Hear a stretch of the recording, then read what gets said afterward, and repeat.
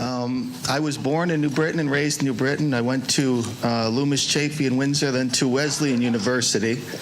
I went to New York City for some years, then came back, met my wife, and as we were looking for a home, I was looking around because I wanted to be in a neighborhood that had great schooling and to live near people that I live near. And so I actually have money, and I decided to move to Tariffville. I put my business, I worked at ESPN for a number of years, but then started my own company. I put it in Bloomfield because it's diverse. It's the most important thing in the world today, and this is simply an affront to that. It's simply an affront to that, and quite frankly, I worked a lot with data because I worked in the NBA, and sometimes data gets in the way, right? It's just like smoke and mirrors, and it keeps you from using your common sense, right? So what are those things like, I couldn't think of anything less inspiring for a preschool kid to be in the same building as administrators. That's insane to me.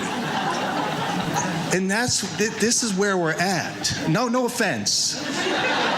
But this is, I mean, come on, right? And so, and now the other thing, does anybody get the BOE emails?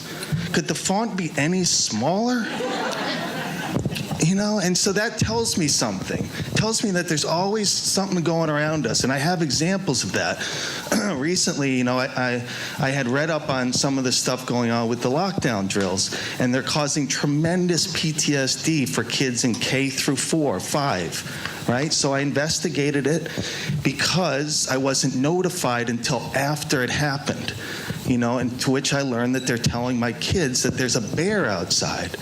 And then later, you know, some months later, my kid's too afraid to go downstairs because he thinks there's a bear inside, and I didn't know why. And I found out, thanks to talking to the wonderful people at Tariffville School, why that was.